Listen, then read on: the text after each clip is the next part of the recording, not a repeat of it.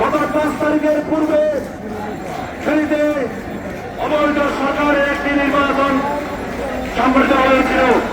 আপনারা দেখেছেন গত 5 তারিখে যারা সদস্য অস্ত্র দিয়ে নির্মমভাবে ছাত্র জনতার উপর যে অস্ত্র বল নিয়ে গিয়েছিল, তারা কত বিগত নির্বাচনের সময় ফেনীতে অস্ত্রের মহড়ার অবস্থানে বড় মসজিদ রোড, সেন্ট্রাল স্কুল রোড এবং রামপুর রাস্তার মাথা ইসলামপুর রোডের সশস্ত্র অস্ত্র তারা বহন করেছিল। তার প্রস্তুতিতে তৎকালীন প্রশাসনের নির্মম ছিল, নীরব ছিল। তারা আমাদের বৃহত্তর রামপুর অঞ্চলকে তারা যে সশস্ত্র পাহারা দিয়ে অস্ত্রশস্ত্র নিয়ে তিনি তখন প্রশাসন নির্বাহ ছিল, প্রশাসনের পক্ষে আমরা করা প্রতিরার বাইরে।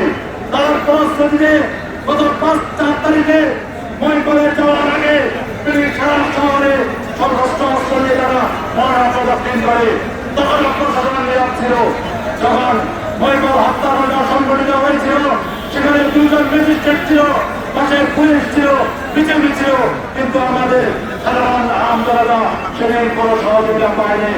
আজকে আমরা প্রশাসনের উদ্দেশ্যে করতে চাই, আজকে ফেনীতে এই সশস্ত্র অস্ত্রবাদী ছিলেন না, তারা এই ফেনীতে চরিন্দ্রবানের হত্যাকাণ্ড ঘটিয়েছিল, তারা রামচন্দ্রপুরে হত্যাকাণ্ড ঘটিয়েছিল।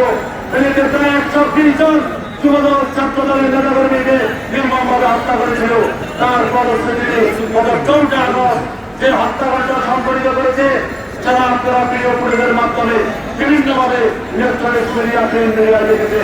ফেনীবাসীর কাছে উদাত্ত আহ্বান থাকে, যারা এর ক্রমাগতি ছাত্র জনতার উপর সেদিন নির্মমভাবে যে ভয়ঙ্কর হামলা করেছিল, তাদের বিচারে মানিতে হবে। আমরা তার অপেক্ষায় রইলাম। আর পরিশেষে সকল ছেলে দলের সকল অঙ্গ সহযোগী সংগঠনের নেতৃবৃন্দকে আগামী দিনে সকল বাধা বিপত্তি উপেক্ষা করে তাদের কাজ চালিয়ে হাতে হাত দিয়ে আমরা সবাই আগামী সংগ্রাম আমাদের ভোটাধিকার ফিরে পাওয়া পর্যন্ত আমরা এই আন্দোলন সংগ্রামে শরীর দেবো।